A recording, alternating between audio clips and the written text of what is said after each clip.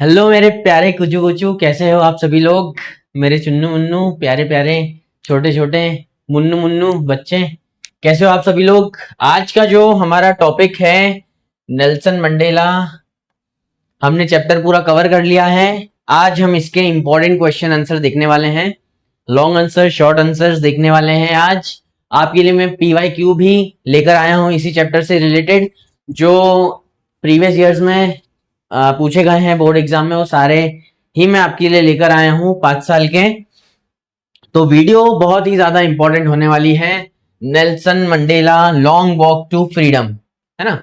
एक छोटी सी 2-3 मिनट में मैं आपको समरी बता देता हूं। आपको नाम से ही समझ में आ रहा है नेल्सन मंडेला की ये ऑटोबायोग्राफी है ना। उनकी बुक में से एक छोटा सा पार्ट उठा के आपके चैप्टर में डाला गया है। आपको टाइटल से ही समझ में आ रहा है, लॉन्ग वॉक टू फ्रीडम, है ना। उन्होंने स्वतंत्रता के लिए बहुत ही लंबे चले, है ना, बहुत टाइम लगा। ठीक है, लॉन्ग वॉक टू फ्रीडम। उन्होंने 30 साल तक क्या किया, 30 साल तक संघर्ष करते रहे, 30 साल तक उन्होंने जेल में बिताए। ठीक है ना, मतलब कितना उन्होंने पीड़ा और दर्द सहा होगा आप कल्पना कर सकते हैं। मेरे हिसाब से तो कल्पना भी नहीं कर सकते आप कि उन्होंने कितना अपने जीवन में पीड़ा सही होगी सिर्फ स्वतंत्रता के लिए। ठीक है, सिर्फ बोलना गलत होगा। हमें अभी स्वतंत्रता मिली हुई है तो हमको वो सिर्फ लग रही है, लेकिन जिसके पास में फ्रीडम नहीं है ना, वो एक घुटन महसूस करता है। तो वही कहानी है Nelson Mandela long walk to freedom. चलिए इंपॉर्टेंट क्वेश्चन पे हम लोग आते हैं। 30 साल तक वो जेल में रहने के बाद में साउथ अफ्रीका के फर्स्ट ब्लैक प्रेसिडेंट, प्रधानमंत्री बने, चीफ मिनिस्टर बने, है ना।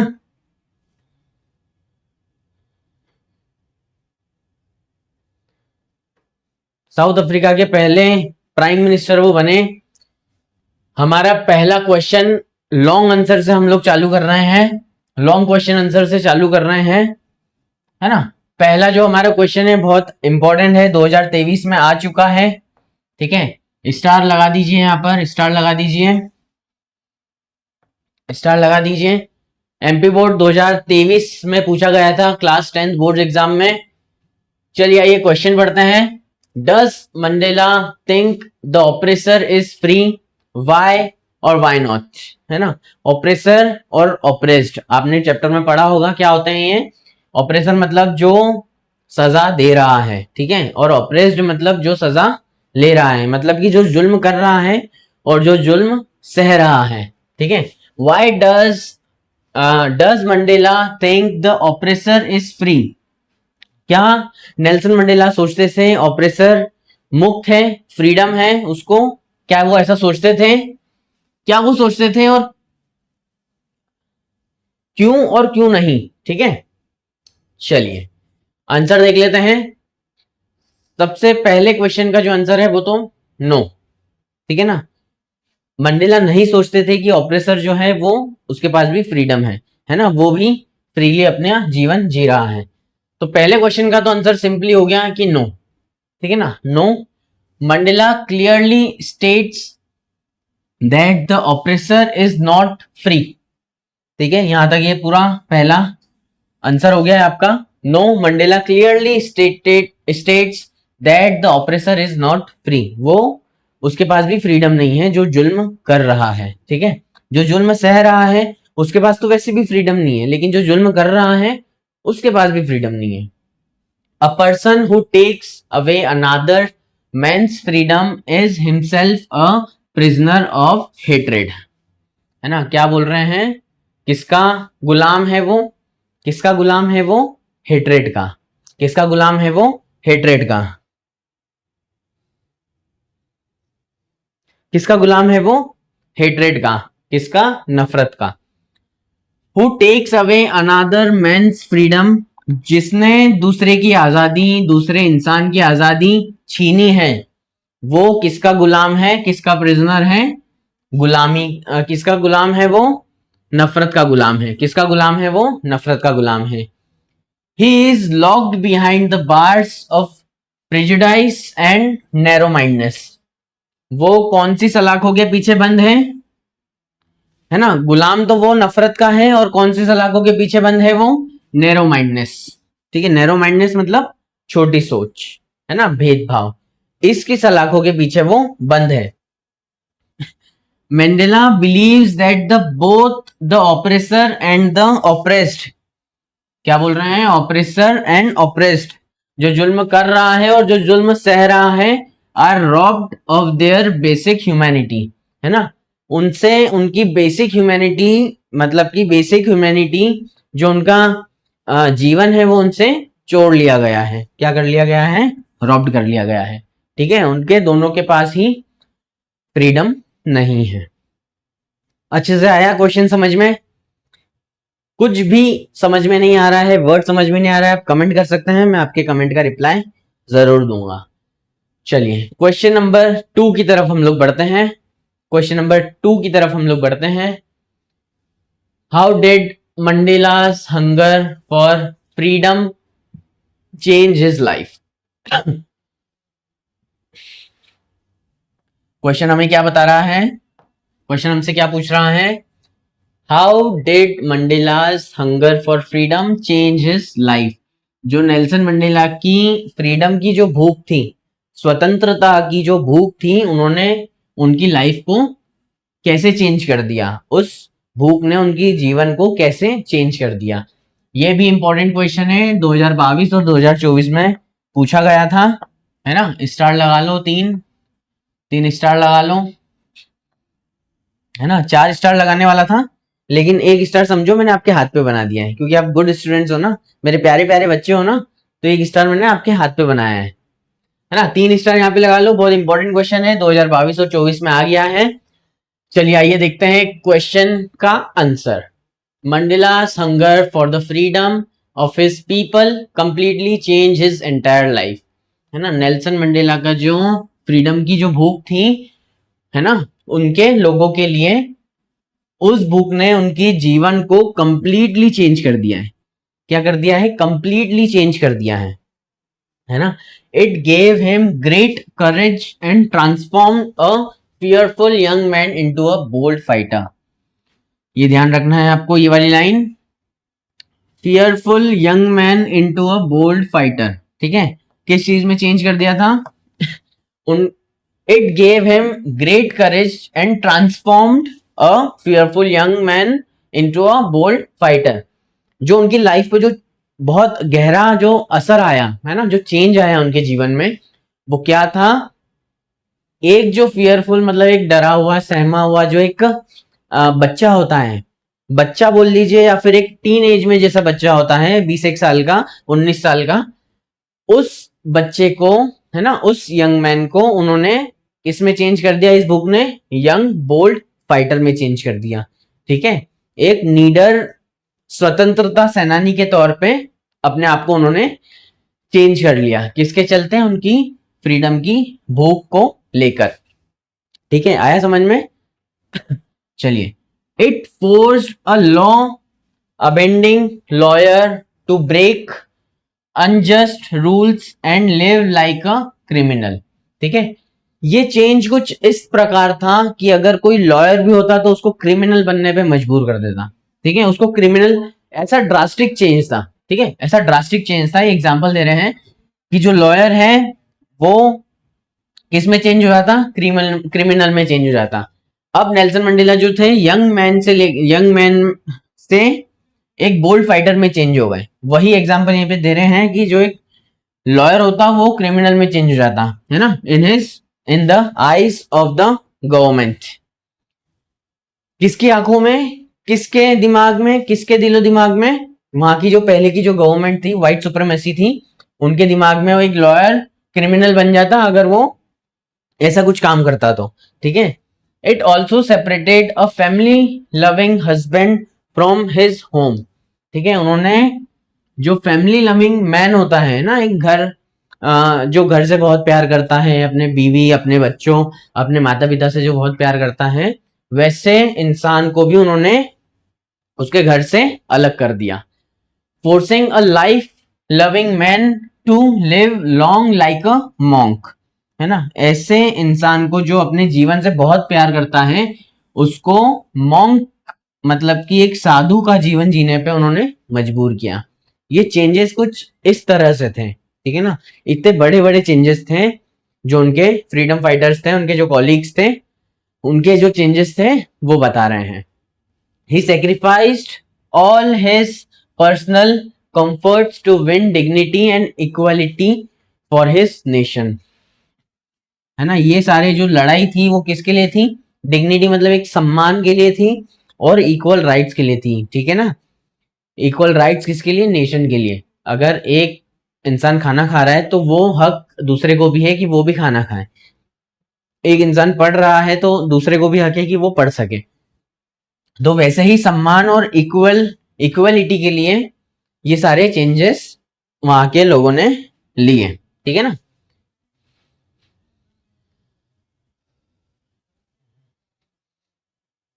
चलिए क्वेश्चन नंबर 3,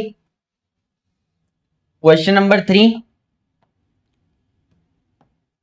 देख लेते हैं। क्वेश्चन नंबर 3 क्या है? How did Mandela's understanding of freedom change with age and experience? How did it transform his life? क्या बोल रहे हैं?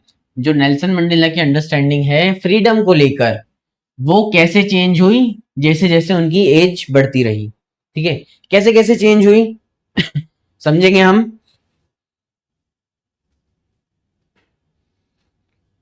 और उन्होंने अपनी लाइफ को कैसे ट्रांसफॉर्म किया, कैसे कैसे एज के साथ में उनकी जो एक्सपीरियंस था फ्रीडम को लेके वो चेंज होता रहा, है ना। जो उनके दिमाग का दिमाग में जो फ्रीडम की परिभाषा थी वो कैसे कैसे एज के साथ और एक्सपीरियंस के साथ में चेंज होती रही, और उस चेंज ने उनका जीवन को किस तरीके से ट्रांसफॉर्म किया। ठीक है, आया क्वेश्चन समझ में? चलिए आंसर देख लेते हैं, हम लोग आंसर देख लेते हैं फटाफट।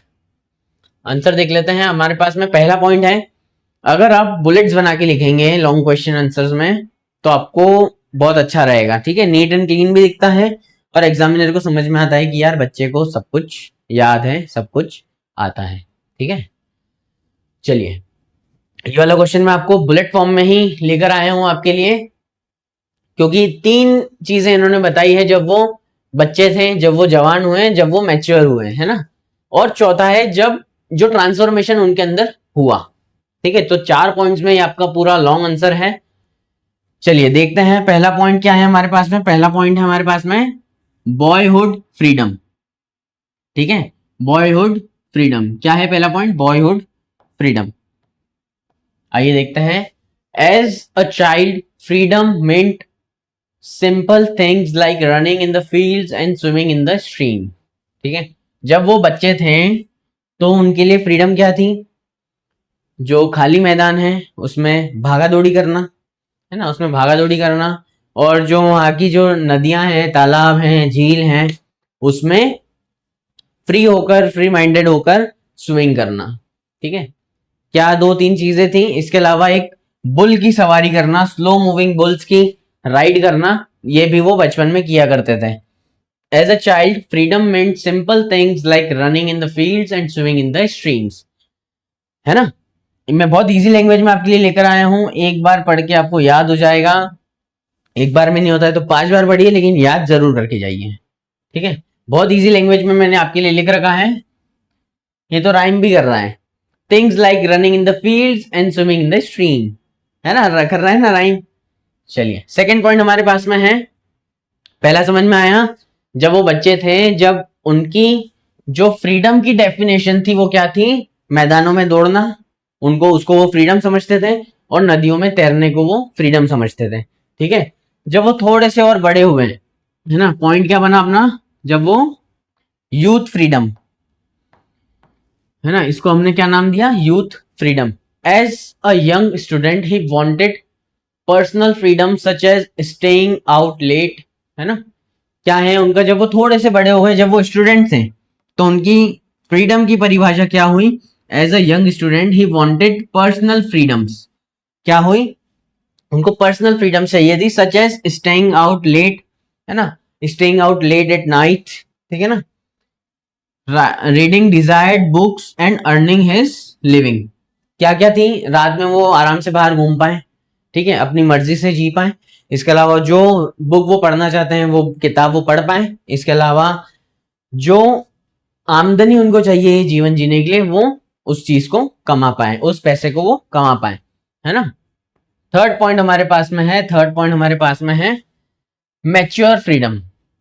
जब वो और थोड़े से बड़े हो गए, है ना, एक यंग मैन में तब्दील हो गए, करीबन 25-26 साल आप समझ सकते हैं, उन उस टाइम पे उनकी फ्रीडम की जो डेफिनेशन है वो क्या है, later he realized that true freedom meant dignity and equal rights.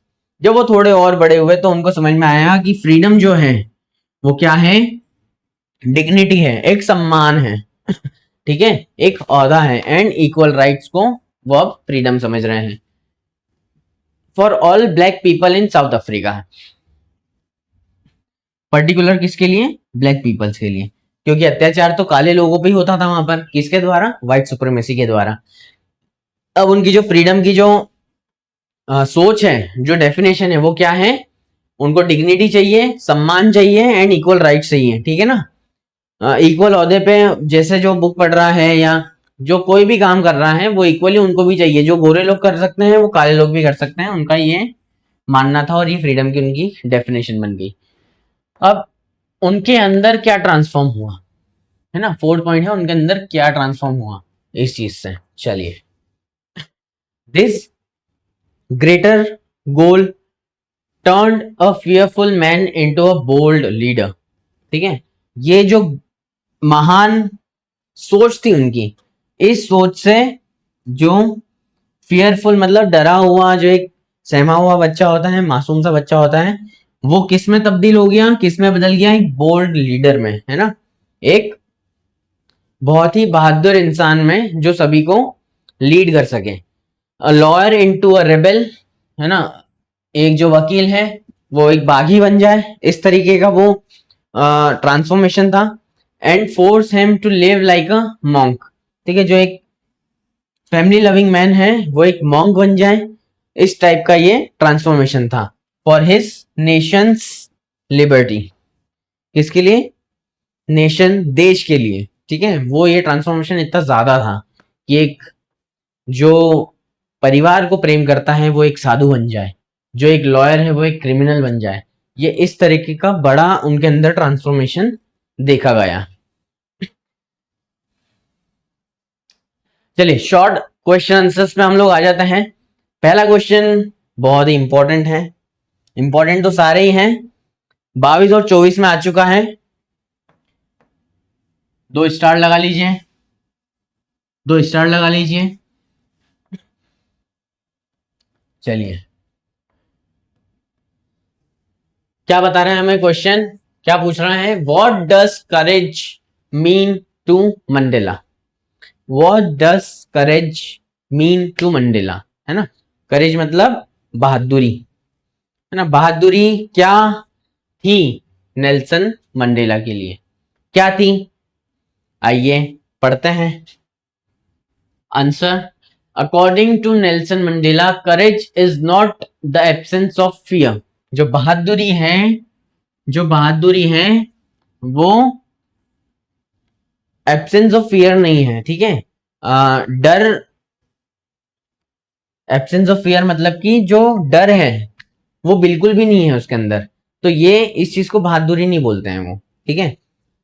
बहादुरी क्या है अब वो समझो, बट द ट्रिम्प विक्ट्री, ठीक है ना, ट्रिम्प का मतलब क्या होता है, victory over it, triumph over it, क्या बता रहे हैं, बहादुर इंसान वो नहीं है जिसमें डर नहीं है, ठीक है, समझिए, बहादुर इंसान वो नहीं है जिसके अंदर बिल्कुल भी डर नहीं है ना, आया समझ में, एक बार और सुनो, बहादुर इंसान वो नहीं है जिसमें बिल्कुल भी डर नहीं है, बल्कि बहादुर इंसान वो है जो अपने डर को जीत कर आगे की तरफ बढ़े, है ना, जीत की तरफ बढ़े।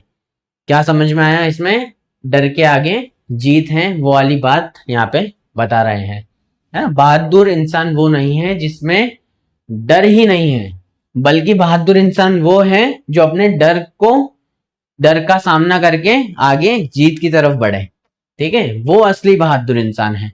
अ brave man is not someone who feels no fear, a brave man is not someone who feels no fear but one who conquers that fear, है ना, वो उस डर को जीत जाए, उस डर को ओवरकम करे, है ना, इस चीज को जो है करेज बुलाते हैं नेल्सन मंडेला जी। चलिए क्वेश्चन नंबर 2 की तरफ हम लोग बढ़ते हैं। स्टार लगा लो 4-5, जल्दी से स्टार लगा लो, स्टार लगा लीजिए एक।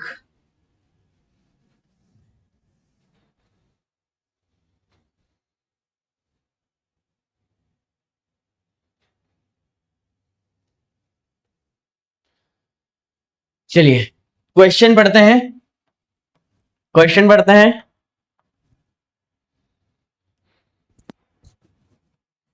What twin obligations does Mandela mention? क्या बता रहे हैं? ट्विन ऑब्लिगेशन, ऑब्लिगेशन का मतलब क्या होता है? जिम्मेदारी, है ना, रिस्पॉन्सिबिलिटीज। ऑब्लिगेशन का मतलब क्या होता है? रिस्पॉन्सिबिलिटी या जिम्मेदारी। ऐसी दो कौन सी जिम्मेदारियां हैं जो नेल्सन मंडेला बता रहे हैं? कौन सी है?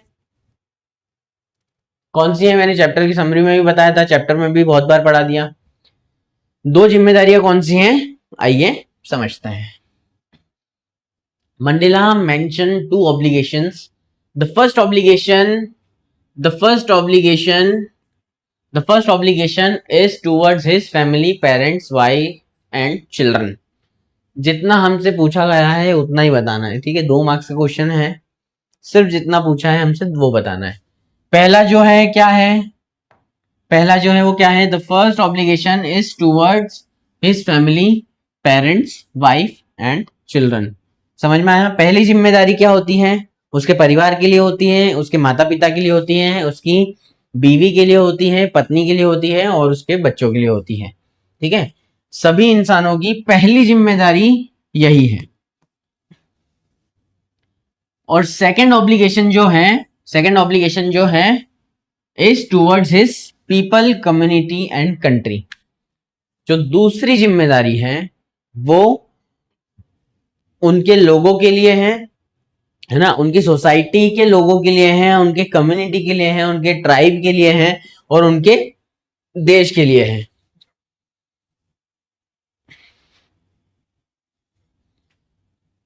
दो पॉइंट बहुत आसान तरीके से मैं समझा देता हूं। पहली जिम्मेदारी घर के अंदर है, दूसरी जिम्मेदारी देश के अंदर है ना। दोनों ही जिम्मेदारी अंदर है, लेकिन पहली जो जिम्मेदारी है वो घर के अंदर है और दूसरी जो जिम्मेदारी है वो देश के अंदर है। देश के अंदर जितने भी लोग हैं, देश के लोग हैं, उसके लिए जिम्मेदारी है, देश के लिए जिम्मेदारी है, ठीक है। और पहली जिम्मेदारी है घर वालों के लिए। समझ में आ गया? याद रहेगा, बहुत इजी पॉइंट है। पहली जिम्मेदारी घर के अंदर, दूसरी जिम्मेदारी देश के अंदर, ठीक है। चलिए नेक्स्ट पॉइंट की तरफ हम लोग बढ़ते हैं।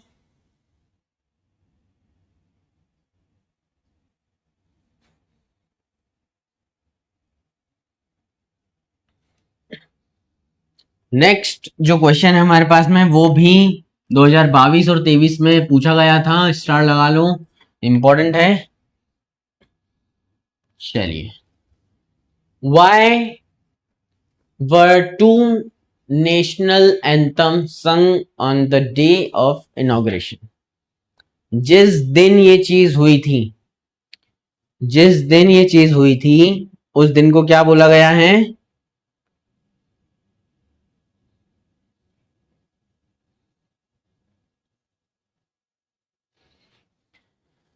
उस दिन को क्या बोलते हैं?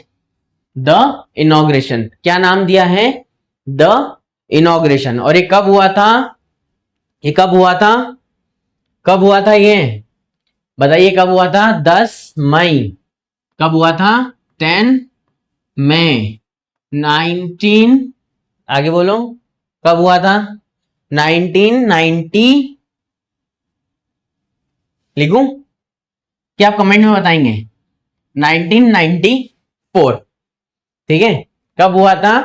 1994, 10 मई 1994।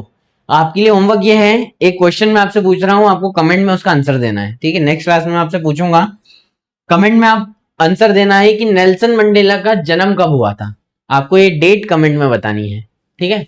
बहुत आसान है, गूगल से सर्च नहीं करोगे तो अच्छा है, अपने दिमाग से बताइए, बुक पढ़ के बताइए, चैप्टर पढ़ के बताइए, लेकिन गूगल से सर्च नहीं करना है, ठीक है। गूगल पे 4 वर्ड डालोगे आ जाएगा, थोड़ी सी मेहनत करो उसके लिए।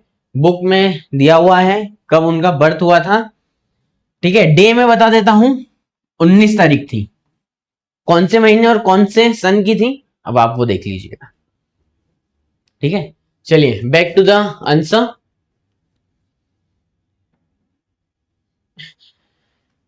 जो इनॉग्रेशन डे था उस दिन 2 नेशनल एंथम क्यों गाए गए, है ना। और 2 नेशनल एंथम कौन कौन से गाए गए, कौन से थे, एक गोरे लोगों का था और एक काले लोगों का था, ठीक है। ये 2 नेशनल एंथम वहां पे साउथ अफ्रीका के थे।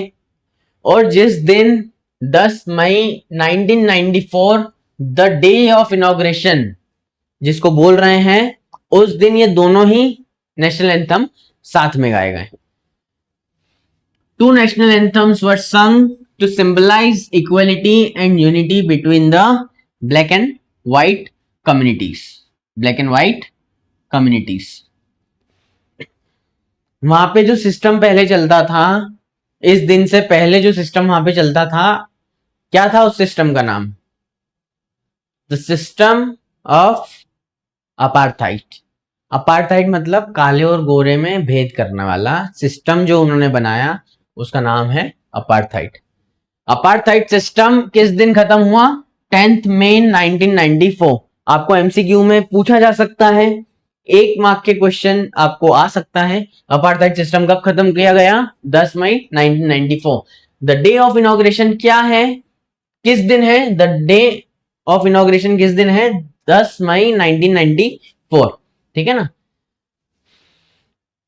और आपसे 1 मार्क्स में ये भी पूछ लेंगे कि ये जो डे ऑफ इनॉग्रेशन है, ये जो इवेंट था पूरा, ये कहां पे हुआ था, तो ये हुआ था सैंडस्टोन एम्फी थिएटर, है ना।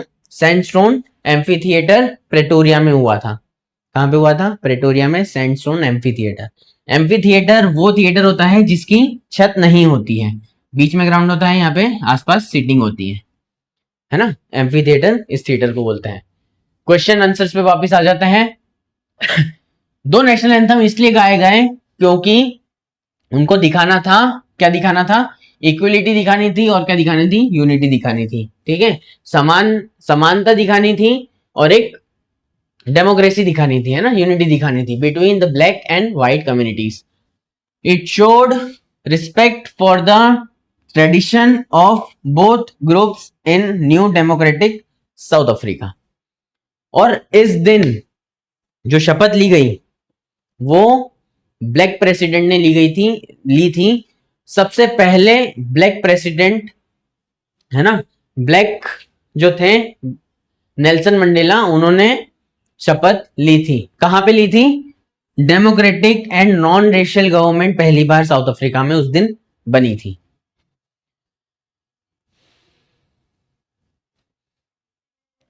क्वेश्चन नंबर 4, एमपी बोर्ड 2020 और 2023 में ये पूछा गया था। कब पूछा गया था, 2023 और 2020 में। स्टार लगा लो। चलिए देखते हैं, what did being free mean to Mandela as a boy. हमने अभी ऊपर भी देखा था लॉन्ग आंसर में, जो फ्रीडम थी वो जब नेल्सन मंडेला एक लड़के थे, एक बच्चे थे, तब फ्रीडम का उनके लिए क्या मतलब था, ठीक है। जो पूछा है हमें वही बताना है।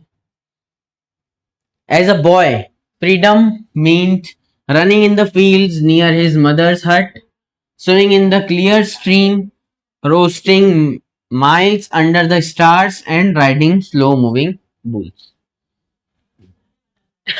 जब वो लड़के थे, बच्चे थे, तो उनके लिए फ्रीडम का मतलब क्या था, फ्रीडम का मतलब क्या था, खाली मैदानों में दौड़ना, जो नदी तालाब है उसमें तैरना, है ना, और जो माइल्स आती हैं, है ना, मक्का या भुट्टा बोल सकते हैं, या उनके जो ग्रेन्स आती हैं उनको पका के खाना खुले आसमान के नीचे जहां पे सितारे टिमटिमा रहे हों, ठीक है। और जो स्लो मूविंग बुल मतलब कि जो सांड है, जो धीरे चलने वाले सांड हैं, उनकी सवारी करना, ये सारी चीजें उनकी फ्रीडम की डेफिनेशन थी। उनके स्वतंत्रता का मतलब था कब? जब वो एक लड़के थे, एक बच्चे थे। आ गया? क्लियर है क्वेश्चन? इजी लैंग्वेज में लिखा है, याद करने में भी कोई परेशानी आपको नहीं दूंगा मैं, है ना। पूरा भोजन आपको मैं बना बना के दे दूंगा, आपको बस उठा उठा के खाना है, ठीक है। चलिए, 2021 और 24 में आया था, इस बार आने की संभावना हो सकती है। What does Mandela think is natural to love or to hate? क्या पूछ रहे हैं क्वेश्चन में? What does Mandela think? Nelson Mandela ऐसा सोचते थे क्या कि प्यार और नफरत दोनों में से क्या नेचुरली आता है, ठीक है, क्या प्राकृतिक है। चलिए देखते हैं क्या प्राकृतिक है। Mandela believes that love comes more naturally to the human heart. वो क्या सोचते थे? नेल्सन मंडेला सोचते थे कि जो प्यार है वो ज्यादा नेचुरली आता है, ज्यादा प्राकृतिक तरीके से आता है हमारे दिलों में, है ना। हमारे इंसान के दिल में प्यार पहले से ही है, ठीक है, उसको बस एक हल्का सा हिलाने की जरूरत है और वो एकदम से जाग जाएगा। किसके मुताबिक? हेट के मुताबिक, नफरत के मुताबिक। यही पूछा गया है, टू हेट और टू लव। तो क्या है? Love is more naturally comes in human heart than hate. He states that people must learn to hate. क्या बोल रहे हैं उन्होंने? क्या एक वाक्य बताया? People must learn to hate. People नफरत सीखते हैं, है ना कि उनको पहले से ही आती है। नफरत करना उनको सिखाई जाती है। अगर नफरत करना सिखाई जाती है so that they can easily taught to love. अगर नफरत करना सिखाई जाती है तो वो प्यार भी आसानी से करना सीख लेंगे, है ना। कितनी प्यारी बात है, अगर नफरत करना कोई व्यक्ति सीख सकता है तो प्यार करना भी सीख सकता है ना। और सीखने की तो जरूरत ही नहीं है, प्यार पहले से ही आपके अंदर है, ठीक है। उसको बस एक छोटी सी चिंगारी की जरूरत है और वो जाग जाएगा, ठीक है। सोनू मोनू वाला प्यार नहीं, देशभक्ति वाला प्यार, है ना, अपने लोगों के लिए प्यार। वो सोनू मोनू वाला मत समझ लेना तुम, तो बोलोगी सर प्यार करना तो मेरे अंदर ही है, ऐसा नहीं है, गलत मत ले जाना मेरी बातों को। चलिए, क्वेश्चन नंबर 6 हम लोग देखते हैं। Where did the ceremonies take place? Can you name and public building in India that are made of sandstone? क्या बोल रहे हैं? जो सेरेमनी हुई थी जिसका नाम क्या था? The inauguration. वो जो सेरेमनी हुई थी द इनॉग्रेशन, उसकी प्लेस, जगह क्या क्या नाम है? और वैसे ही सेम जगह क्या भारत में भी है? क्वेश्चन में पूछा गया है क्या वैसी ही सेम जगह भारत में भी है जो सैंडस्टोन से बनी हो, है ना, सैंडस्टोन से बनी हो। चलिए आंसर देखते हैं। The ceremonies took place in the sandstone amphitheatre of the union buildings in Pretoria, है ना। कहां पे? प्रेटोरिया। लाइन थोड़ी सी ऊपर खिंचा गई। Ceremony took place in the sandstone amphitheatre in the union building of Pretoria. Pretoria क्या है? कैपिटल का नाम है साउथ अफ्रीका की। और एम्फीथिएटर मतलब क्या होता है? जिस स्टेडियम पे छत ना हो और बीच में ग्राउंड हो, आइस बैठने की जगह हो। कहाँ पे? यूनियन बिल्डिंग्स के उधर। यहाँ पे तो अपना जो द इनॉग्रेशन सेरेमनी थी वो हुई थी। लेकिन दूसरा क्वेश्चन क्या पूछ रहा है? इंडिया में भी कोई ऐसी जगह है क्या जो सैंडस्टोन से बनी हो, एम्फीथिएटर हो? तो है। India public buildings made of sandstone include the red fort, याद रखना है, द रेड फोर्ट, है ना, Rashtrapati Bhavan and parliament house, ठीक है। The red fort, Rashtrapati Bhavan and parliament house. चलिए 7th क्वेश्चन की तरफ बढ़ते हैं। कैन यू से how 10 May is an autumn day in south Africa? क्या तुम बता सकते हो 10 मई को ऑटम डे साउथ अफ्रीका में था? क्यों बोला गया था? तो south Africa lies in the southern hemisphere where the seasons are opposite to those in the north.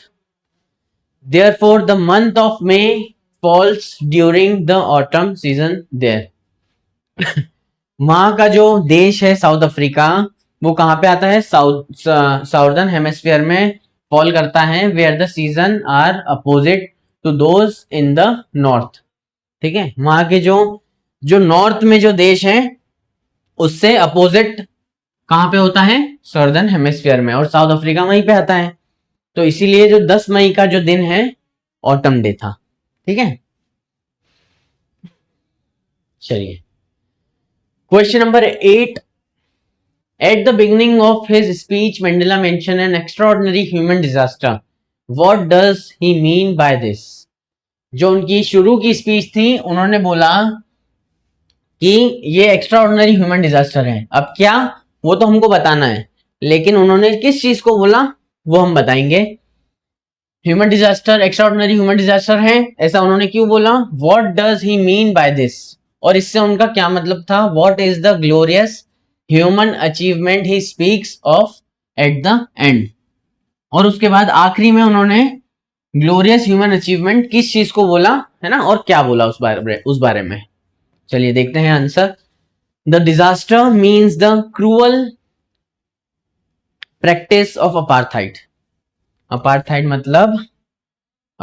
मतलब ब्लैक एंड व्हाइट के बीच में जो कंट्रोवर्सीज थी, उस चीज को अपार्थाइड बोलते हैं।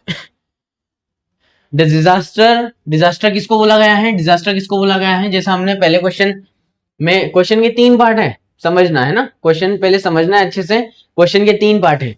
पहला पार्ट जो उन्होंने बोला, जो डिजास्टर जिस चीज को बोला, वो क्या चीज को बोला? Cruel practice of apartheid. इस चीज को क्या बोला? डिजास्टर बोला। एंड रेशियल ऑपरेशन है ना, भेदभाव है ना, काले गोरे में भेद। और ये जो रेशियल ऑपरेशन लिखा है, इसका मतलब है भेदभाव की भावना। ठीक है, भेदभाव के जो तरीके वो इस्तेमाल कर रहे थे उस चीज को। अब जो सेकंड क्वेश्चन है, what does he mean by this. अब देखते हैं। The glorious achievement refers to winning freedom and establishing South Africa's first democratic non-racial government, है ना। What is the glorious human achievement? क्या थे glorious human achievement? क्या थे the glorious human achievement? The glorious achievement refers to winning freedom. क्या था? winning freedom and established South Africa's first democratic and non-racial government. Democratic मतलब fairly elected, है ना, सभी को इक्वल भाव से वोट देने का अधिकार, उसको क्या बोलते हैं? Democratic and non racial. जो गवर्नमेंट भेदभाव नहीं करती है उसको क्या बोलते हैं? नॉन रेशियल गवर्नमेंट बोलते हैं, है ना। First democratic and non racial government वहां की बनी। चलिए next question.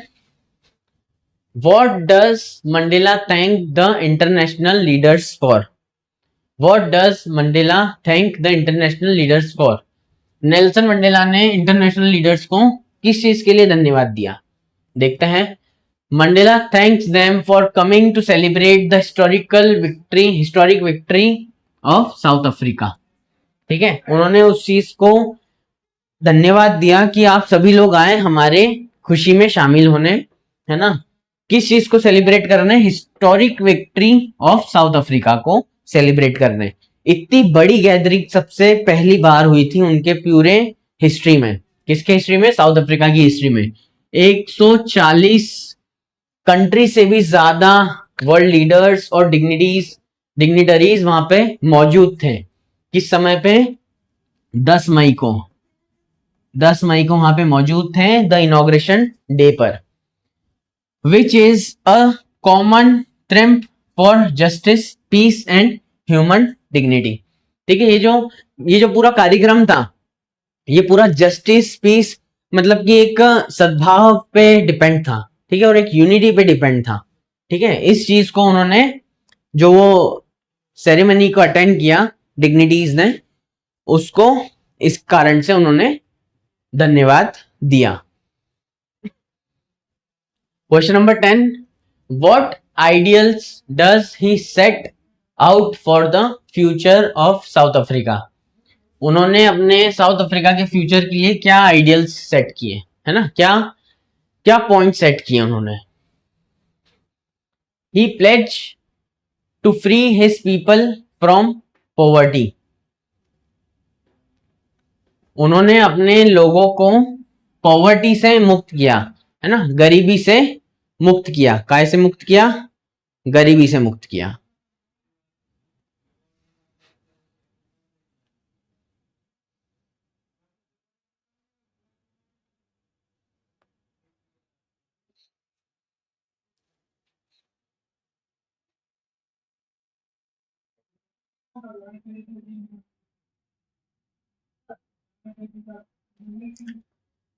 Poverty, deprivation, suffering and discrimination, ठीक है, गरीबी से और जो सहनशीलता उनके उन पे जो जुल्म हो रहे थे उस चीज से, सारी चीजों से उन्होंने उनको, उनके लोगों को मुक्त किया। Promising that the land will never again face operations of one group by another, ठीक है, एक दूसरे से ना भेदभाव होगा अब इस जमीन पे, हमारी मिट्टी पे अब भेदभाव नहीं चलेगा, काले गोरों का भेद या भाव नहीं चलेंगे, सभी लोगों को इक्वल राइट्स और इक्वल डिग्निटी वहां पे प्रोवाइड की जाएगी। चलिए question number 11, what do the military generals do, how has their attitude change and why. Military के जो ऑफिसर्स थे उन्होंने क्या किया और उनका एटीट्यूड ड्रास्टिकली, एकदम से, अचानक से कैसे चेंज हो गया। The generals saluted Mandela and pledge their loyalty, है ना, जो ऑफिसर्स थे उन्होंने क्या किया, नेल्सन मंडेला को सल्यूट किया और उनकी लॉयल्टी, मतलब कि उनकी जो हिंदी में लॉयल्टी, उन्होंने शपथ ली और अपनी एक लॉयल्टी व्यक्त की थी। लॉयल्टी का हिंदी मतलब में थोड़ा सा मेरे मुंह पे है, बाहर नहीं आ रहा है, चलिए मैं आएगा तो अभी बताता हूं 5 मिनट में। लॉयल्टी उन्होंने अपनी शो करी, ठीक है। Earlier they would have arrested him, क्या बोल रहे हैं, ये जो लोग सैल्यूट कर रहे थे उनको और अपनी जो लॉयल्टी, भरोसा, है ना, उनका भरोसा दिखाया उन्होंने, जो लोग ये भरोसा दिखा रहे थे वो लोग पहले उनको अरेस्ट कर चुके थे, है ना, उनको उठा के जेल में डाल चुके थे, और अब वही ऑफिसर्स उनको सल्यूट मार रहे हैं और अपनी लॉयल्टी दिखा रहे हैं, भरोसा दिखा रहे हैं, है ना, अंडर द व्हाइट रूल। कब अरेस्ट करा था उन्होंने? व्हाइट रूल के अंडर उन्होंने अरेस्ट किया था। But now they respected him as their elected democratic president, है ना, उन्होंने अब रिस्पेक्ट, एक सद्भावना उनके लिए व्यक्त करी, जो डेमोक्रेटिकली इलेक्टेड प्रेसिडेंट हुए हैं अब, ठीक है। चलिए question number 12, why were two national anthem sung. अभी हमने पढ़ा था क्यों, क्योंकि व्हाइट और ब्लैक के दो नेशनल एंथम्स थे और दोनों कम्युनिटी वहां पे थी, इस कारण से इक्वलिटी का भाव शो करने के लिए, यूनिटी का भाव शो करने के लिए, है ना, उन्होंने दोनों नेशनल एंथम गाए उनके ट्रेडिशंस के अकॉर्डिंग। Two anthems were sung to show equality and unity between white and black, honouring the traditions of both communities in the new South Africa, ठीक है ना, दोनों को रिस्पेक्ट, दोनों कम्युनिटी को रिस्पेक्ट देने के लिए उन्होंने दोनों नेशनल एंथम उस समय पे गाए। How does Mandela describe the system of government in his country in the first decade, है ना, and in the final decade of the 20th century? उन्होंने इस सिस्टम को क्या बोला? Why does Mandela describe the system of government in his country? चलिए देखते हैं answer. In the first decade, white rulers created the cruel apartheid system. Cruel apartheid system मतलब कि व्हाइट और गोरे में भेद करना। In the first decade white rulers created the cruel apartheid system against black people. In the final decade, पहले उसमें तो उन्होंने क्या किया, जो गोरे लोग थे उन्होंने अपार्थाइड सिस्टम बनाया, किसके खिलाफ? काले लोगों के खिलाफ। In the second final decade that system was replaced by a democratic government ensuring equal rights for all. पहले जो इक्वल राइट्स उनको नहीं मिलते थे, सेकेंड वाले सिस्टम जब बनाया गया तो उसमें उनको इक्वल राइट्स सारे दिए गए डेमोक्रेटिक गवर्नमेंट के द्वारा। चलिए question number 14, what does courage mean to Mandela. हमने अभी लॉन्ग आंसर क्वेश्चन में पढ़ा था कि करेज का मतलब मंडेला के लिए क्या होता है। ये 2 मार्क्स में भी पूछा जा सकता है, इसलिए हम इसको दो छोटा आंसर भी देख लेते हैं। To Mandela courage is not the absence of fear but the victory, है ना, over it. A brave person is one who conquers that fear. जो शक्तिशाली और नीडर इंसान है उसके अंदर भी डर होता है ना। ऐसा नहीं है कि शक्तिशाली इंसान में, एक बहादुर इंसान में डर ही नहीं है, लेकिन असलियत में बहादुर इंसान वो है जो अपने डर को पार करके जीत की तरफ बढ़े। ठीक है, डर को हरा के जीते। समझ में आया? चलिए question number 15, which does he think is natural to love और टू हेट। ये भी हमने पढ़ा था, क्या है उनके लिए natural. Mandela believe that love comes more naturally to the human heart than hate because hatred is a learned behaviour. नफरत सिखाई जाती है लेकिन जो प्यार है वो हमारे अंदर से आता है।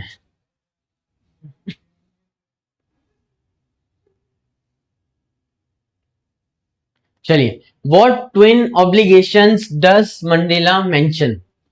कौन से 2 ऑब्लिगेशंस हैं, कौन सी 2 रिस्पॉन्सिबिलिटीज हैं। Mandela mention 2 main duties. First, the duty towards his family, parents and wife and children. Second one is towards his people, community and country.